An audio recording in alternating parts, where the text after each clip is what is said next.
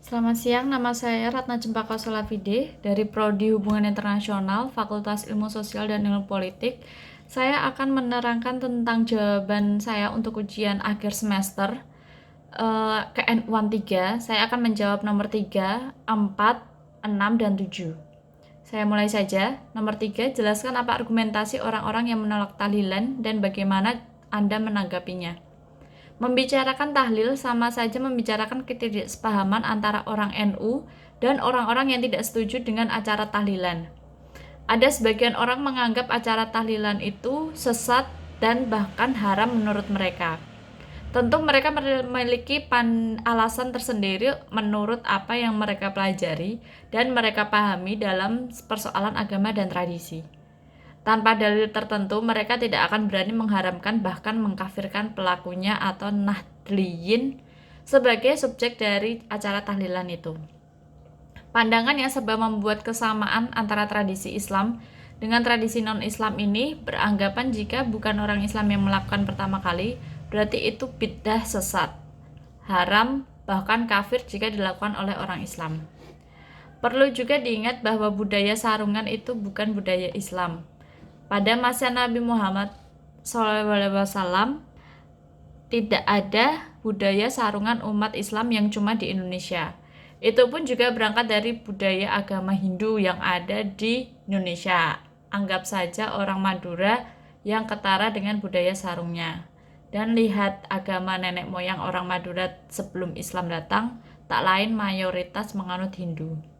Secara historis, keberadaan tahlil adalah salah satu wujud keberhasilan Islamisasi terhadap tradisi-tradisi masyarakat Indonesia per-Islam.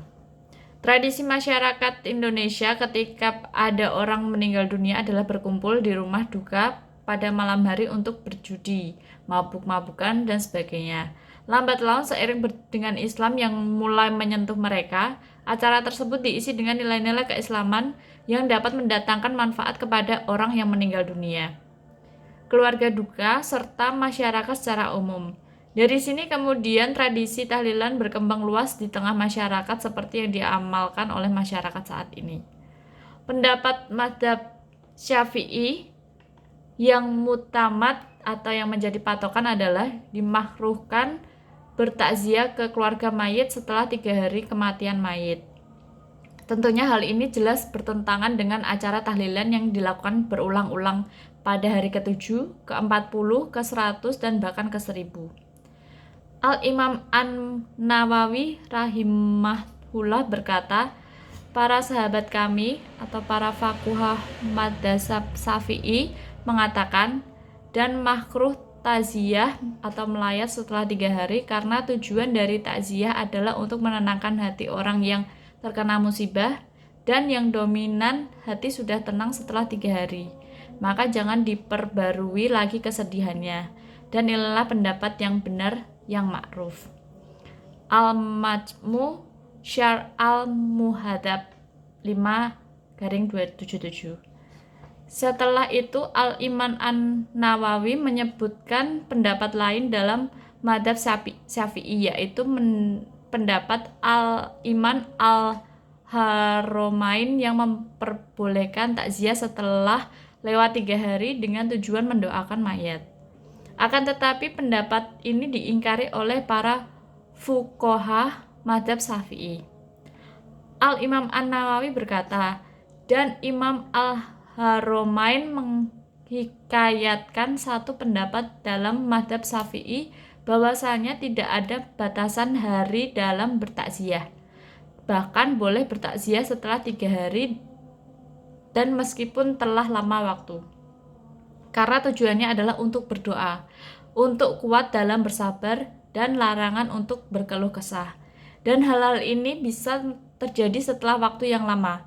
Pendapat ini dipilih atau dipastikan oleh Abdul Abbas bin Al-Khos dalam kitab At-Talqis. Menurut pendapat saya, tahlilan boleh saja, asal tidak memberatkan keluarga yang ditinggalkan dan tujuannya adalah untuk berdoa mendoakan arwah yang sudah meninggal. Kemudian nomor 4, apakah mengirim doa untuk mayit selamat 7 hari, 40 hari, 100 hari, dan seterusnya adalah tradisi Hindu. Bagaimana Anda menanggapi dan jelaskan dalil yang memperbolehkan amalan tersebut?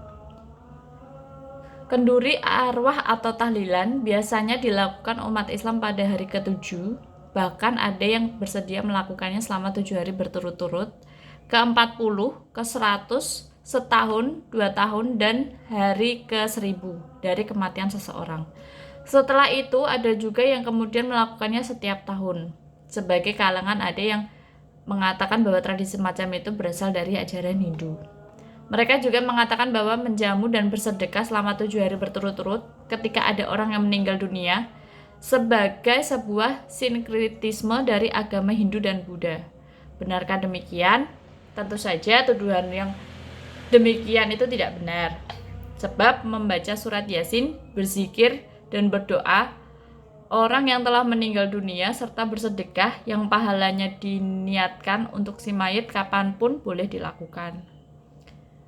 Kalau mau melakukan pada hari ke-5, ke-7, ke-20, ke-50, ke-1000, tiap tahun atau bahkan setiap hari sekalipun diperbolehkan.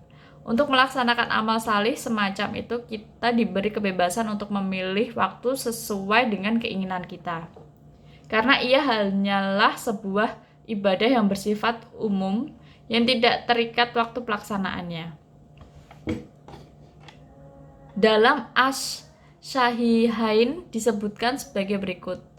Dari Ibnu Umar RA berkata, Nabi Shallallahu Alaihi Wasallam selalu mendatangi Masjid Kuba setiap hari Sabtu, baik dengan berjalan kaki walaupun berkendaraan, sedangkan Abdullah bin Umar RA maupun selalu melakukannya. Dalam menjelaskan hadis ini, Al-Hafiz Ibnu Hajar Al-Asqalani berkata, hadis ini dengan sekian jalur yang berbeda menunjukkan diperbolehkan menentukan sebagian hari-hari tertentu untuk melakukan sebuah amal salih yang dilakukan secara terus-menerus. Fath Al-Bari 3/69. Pertanyaan Al-Hafiz Ibnu Hajar Asqalani ini menjelaskan kepada kita bahwa kita diizinkan untuk memilih waktu-waktu untuk mengamalkan amal salih tertentu dan dilakukan secara terus-menerus. Dengan kata lain, Anda boleh menentukan, misalnya membaca surat Yasin setiap malam Jumat, membaca surat Ar-Rahman setiap malam Senin, bersedekah setiap pagi di hari Jumat, dan seterusnya. Anda pun boleh mengucapkan doa-doa tertentu pada hari tertentu, termasuk di dalamnya Anda boleh membaca surat Yasin dan zikir, tahlil, serta doa pada hari ke-7, ke-40, dan seterusnya dari kematian seseorang. Penentuan waktu-waktu yang demikian itu sesungguhnya telah tercakup dalam keumuman makna yang terkandung dalam hadis di atas. Jika Anda kalangan yang mengatakan bahwa penentuan hari-hari yang ada dalam tradisi ke-7, ke-40, ke-100, dan seterusnya itu berasal dari agama Hindu, jelas salah.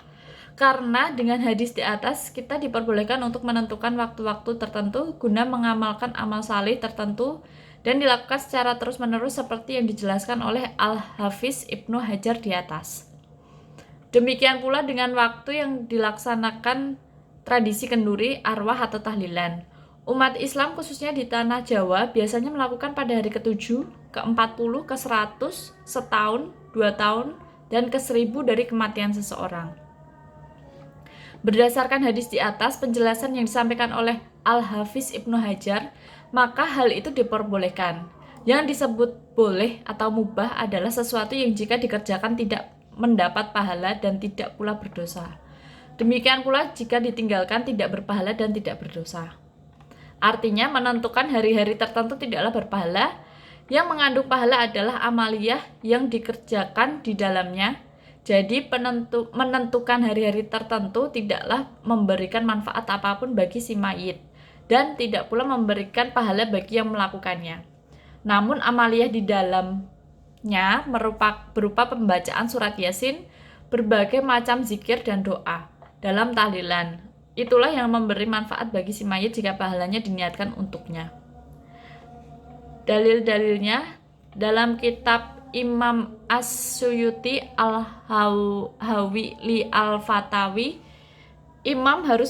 Imam Tawus berkata, sungguh orang-orang yang telah meninggal dunia difitnah dalam kuburnya selama 7 hari. Para sahabat gemar menghidangkan makanan sebagai ganti dari mereka yang telah meninggal dunia pada hari-hari tersebut. Dari Ubaid bin Umair, 2 orang yakni seorang mukmin dan seorang munafik memperoleh fitnah kubur. Seorang mukmin difitnah selama 7 hari, sedangkan orang munafik disiksa selama 40 hari.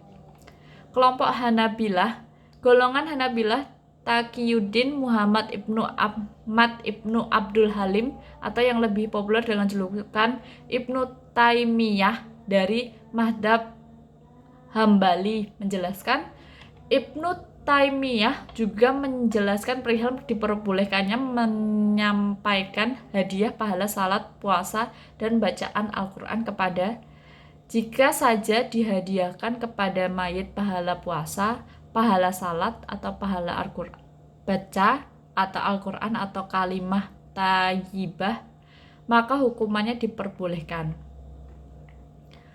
Persetujuan Imam Syafi'i, dan disunahkan bagi peziarah kubur untuk memberikan salam atas penghuni kubur dan mendoakan kepada mayit yang disiarahi dan kepada semua penghuni kubur dalam doa itu, karena akan lebih sempurna jika menggunakan apa yang sudah tentukan atau diajarkan dari Nabi Muhammad.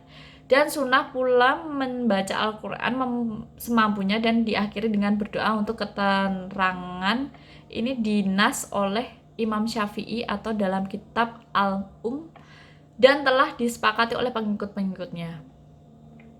Kemudian nomor 6, apa pentingnya perayaan Maulid Nabi di era medsos sekarang? Jelaskan dalil yang memperbolehkan perayaan tersebut. Hukum memperingati Maulid Nabi Muhammad adalah boleh dan tidak termasuk bid'ah, dalalah, atau mengada-ngada yang buruk, tetapi bid'ah hasanah atau sesuatu yang baik, karena tidak ada dalil yang mengharamkan peringatan Maulid Nabi Muhammad SAW. Bahkan jika diteliti malah terdapat dalil-dalil yang memperbolehkannya. Bid'ah hasanah adalah sesuatu yang tidak dilakukan oleh Nabi maupun para sahabatnya, namun perbuatan itu memiliki nilai kebaikan dan tidak bertentangan dengan Al-Quran dan Al-Hadis. Sedangkan bid'ah dalah adalah perbuatan baru dalam agama yang bertentangan dengan Al-Quran dan Al-Hadis. Kebolehan memperingati Maulid Nabi memiliki argumentasi syar'i yang kuat, seperti Rasulullah SAW merayakan kelahiran Nabi dan penerimaan wahyunya dengan cara berpuasa setiap hari kelahirannya, yaitu setiap hari Senin Nabi SAW berpuasa untuk mensyukuri kelahiran dan awal penerimaan wahyunya. Dari Abi Qatadah Al-Ansari RA, sesungguhnya Rasulullah SAW pernah ditanya mengenai puasa hari Senin. Rasulullah SAW menjawab, pada hari itu aku dilahirkan dan wahyu diturunkan kepadaku. Hadis riwayat Muslim. Kita juga dianjurkan untuk bergembira atas rahmat yang karunia Allah SWT kepada kita, termasuk kelahiran Nabi Muhammad yang membawa rahmat kepada alam semesta. Dan Allah berfirman, katakanlah, dengan karunia Allah dan rahmatnya, hendaklah dengan itu mereka bergembira. Karunia Allah dan rahmatnya itu adalah lebih baik dari apa yang mereka kumpulkan. Kitab Surat Yunus ayat 8. Untuk menjaga agar perayaan Maulid Nabi SAW tidak melenceng dari aturan agama yang benar, sebaiknya perlu diikuti etika-etika berikut. Pertama, mengisi dengan bacaan-bacaan salawat kepada Rasulullah SAW. Kedua, berzikir dan meningkatkan ibadah kepada Allah SWT. Ketiga, membaca sejarah Rasulullah dan menceritakan kebaikan-kebaikan dan keutamaan-keutamaan beliau. Keempat, memberi sedekah kepada yang membutuhkan atau fakir miskin. Kelima, meningkatkan silaturahmi. Keenam, menunjukkan rasa gembira dan bahagia dengan merasakan senantiasa kehadiran Rasulullah di tengah-tengah kita. Ketujuh, mengadakan pengajian atau majelis taklim yang berisi anjuran untuk kebaikan dan mensuritauladani Rasulullah. Menurut Imam Al-Suyuti, tercatat sebagai raja pertama yang memperingati hari kelahiran Rasulullah dengan perayaan yang meriah luar biasa adalah Raja Al-Mudaffar Abu Sa'id Kuburi bin Zainuddin Ali bin Baktakin. Maka sejak itu ada tradisi memperingati hari kelahiran Nabi di banyak negeri Islam. Inti acaranya sebetulnya lebih kepada pembacaan sajak dan syair peristiwa kelahiran Rasulullah SAW untuk menghidupkan semangat juang dan persatuan umat Islam dalam menghadapi gempuran musuh. Lalu bentuk acaranya semakin berkembang dan bervariasi. Di Indonesia, terutama di pesantren, para kiai dulunya hanya membaca syair dan sajak-sajak itu tanpa diisi dengan ceramah. Namun kemudian ada muncul ide memanfaatkan momentum tradisi Maulud Nabi yang sudah melekat di masyarakat ini sebagai media dakwah dan pengajaran Islam. Akhirnya ceramah Maulid Nabi menjadi salah satu inti acara yang harus ada. Demikian juga tradisi murid pesantren. Bahkan sebagian organisasi Islam telah mencoba memanfaatkan momentum itu tidak sebatas seremoni dan haflah belaka, tetapi juga untuk melakukan amal-amal kebajikan seperti bakti sosial, santunan kepada anak yatim dan fakir miskin, pameran produk halal, pentas seni, dan kegiatan lain yang lebih menyentuh persoalan masyarakat. Dan dalil-dalilnya, dengan karunia Allah dan rahmatnya, hendaklah dengan itu mereka bergembira. Kurnia Allah dan rahmatnya itu adalah lebih baik dari apa yang mereka kumpulkan. Kitab Surat Yunus ayat 8. Menurut saya asal perayaan Maulud Nabi yaitu manusia berkumpul membaca Al-Quran dan kisah-kisah teladan Nabi sejak kelahirannya sampai perjalanan hidupnya. Kemudian dihidangkan makanan yang dinikmati bersama. Setelah itu mereka pulang. Hanya itu yang dilakukan. Tidak lebih, semua itu tergolong bid'ah hasanah atau sesuatu yang baik. Orang yang melakukan diberi pahala karena mengagungkan derajat Nabi SAW, menampakkan sukacita dan kegembiraan atas kelahiran Nabi Muhammad SAW yang mulia. Al-Hawi li Al-Fatawa Juz 1 halaman 222. Nomor 7.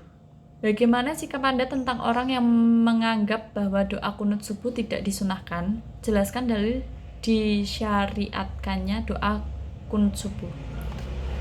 Bagi sebagian umat Islam, ketika menjalankan ibadah sholat subuh selalu memakai doa kunut di dalamnya, dan ada sebagian pula yang tidak. Keduanya benar dan boleh-boleh saja memakai kunut atau tidak. Yang salah itu ya yang tidak sholat padahal dia seorang muslim. Dikutip secara etimologi, kata kunut berasal dari bahasa Arab yang memiliki beberapa makna, diantaranya berdiri, lama, diam, selalu taat, tunduk, doa, dan khusyuk. Sedangkan secara istilah, kunut adalah doa yang dibaca seorang muslim saat sholat. Secara hukum terdapat 3 perbedaan secara ulama, yakni pendapat pertama, kunut subuh disunahkan dibaca secara terus-menerus. Ulama yang berpendapat demikian adalah Malik Ibnu Abi Layla, Al-Hasan bin Sholih, dan Imam Syafi'i. Pendapat kedua, kunut subuh tidak disyariatkan karena sudah mansyuk atau terhapus hukumnya. Ulama yang berpendapat demikian adalah Abu Hanifah, Syufyan, At-Tsauri, dan lain-lain dari ulama Kufah. Pendapat ketiga, membaca kunut pada sholat subuh tidaklah disyariatkan kecuali membaca kunut nazilah. Maka boleh membaca kunut nazilah dalam sholat subuh dan sholat lainnya. Ulama yang berpendapat demikian adalah Imam Ahmad, Al-Laits bin Sa'ad Yahya bin Yahya al-Laitsi. Sebenarnya terdapat dua macam kunut yang ditinjau dari bacaannya, yaitu pertama kunut subuh, kunut yang dibaca dalam sholat subuh pada i'tidal rakaat akhir. Kedua, kunut nazilah, kunut yang dibaca selain pada sholat subuh namun bisa juga dibaca pada sholat subuh. Maka makna dari doa kunut nazilah lebih kepada meminta perlindungan dari mara bahaya. Namun kali ini mari kita bahas tentang kunut subuh. Membaca doa kunut subuh adalah amalan yang dilakukan ketika menegakkan sholat subuh. Doa kunut dilafalkan pada saat masih dalam posisi berdiri setelah membaca bacaan iktidal pada rakaat kedua, sebelum beranjak ke posisi sujud pertama. Kunut sholat subuh menurut ulama mazhab Syafi'i dan Maliki tergolong hal sunnah. Dasarnya adalah hadis riwayat Anas bin Malik bahwa Nabi Muhammad senantiasa melakukan kunut pada sholat subuh sampai beliau meninggalkan dunia. Hadis riwayat Ahmad. Dalam pandangan ini, doa kunut sholat subuh tergolong sebagai sunnah abdal. Artinya, ketika kunut subuh tidak dilakukan, ia tidak sampai membatalkan sholat, tapi dianjurkan menggantinya dengan sujud sahwi. Namun, kunut saat sholat subuh untuk ulama mazhab Hanbali dan Hanafi tidaklah dianjurkan. Dasarnya adalah hadis. Sesungguhnya Rasulullah SAW tidak berkunut saat sholat fajar atau sholat subuh, kecuali ketika mendoakan kebaikan atau keburukan untuk suatu kaum. Hadis riwayat Muslim. Adapun tata cara doa kunut subuh yaitu bagi kalangan yang berpendapat doa kunut subuh adalah sunnah, membaca doa ini dilakukan ketika memasuki rakaat kedua, tepat saat masih berada di posisi berdiri setelah membaca bacaan iktidal sebelum beranjak ke posisi sujud pertama dalam rakaat tersebut. Jika dalam sholat berjamaah, imam dianjurkan untuk mengeraskan suara, sedangkan makmum mengamini doa yang dibacakan imam. Imam dianjurkan mengubah lafal ihdini atau berilah aku petunjuk dalam doa kunut sholat subuh menjadi ihdina atau berilah kami petunjuk. Ini terjadi karena sang imam dalam posisi sedang memimpin sholat serta berdoa bukan untuk dirinya saja, melainkan bersama seluruh jamaah subuh yang diimaminya. Ketika doa yang dibacakan berisi permohonan atau harapan atau permintaan, maka dianjurkan posisi telapak tangan menghadap ke atas. Sebaliknya, jika sampai pada doa berisi menolak bala, maka posisi punggung tangan yang menghadap ke atas atau membalikkan telapak tangan. Dan mengenai lafal atau bacaan doa kunut subuh yakni, ya Allah, semoga Engkau memberikan petunjuk kepadaku dengan orang yang telah Engkau berikan petunjuk. Dan semoga Engkau memberikan keselamatan kepadaku dengan orang yang telah Engkau berikan keselamatan. Dan semoga Engkau memberikan pertolongan kepadaku dengan orang yang telah Engkau berikan pertolongan. Dan semoga Engkau memberikan berkah kepadaku dari hal yang telah Engkau tetapkan. Dan semoga Engkau memeriksa kami dari rahmat-Mu, dari keburukan yang telah Engkau tetapkan. Dan sesungguhnya Engkaulah yang maha menghukumi dan tidak ada yang bisa menghukummu. Dan sesungguhnya Engkau tidak bisa hina orang yang Engkau sayang, dengan tidak memuliakan orang yang dimusuhi oleh-Mu. Dan maha tinggi Allah, maka tetap segala puji bagimu, oleh hal yang sudah Engkau hukum. Aku memohon pengampunan dan taubat kepadamu, dan semoga Engkau menambahkan rahmat-Nya kepada Gusti kita Nabi Muhammad yang menjadi Nabi, dan semua umat Nabi Muhammad dan para sahabatnya. Semoga Allah menambahkan keberkahan dan keselamatan. Itulah penjelasan mengenai doa kunut subuh. Seperti yang sudah disampaikan di atas, bahwasanya doa kunut itu sifatnya sunnah dan bukan termasuk ke dalam rukun sholat, sehingga boleh dilaksanakan dan boleh tidak. Yang penting sebagai seorang muslim kita wajib melaksanakan sholat 5 waktu, salah satunya sholat subuh ini. Demikian penjelasan dari saya. Terima kasih. Assalamualaikum warahmatullahi wabarakatuh.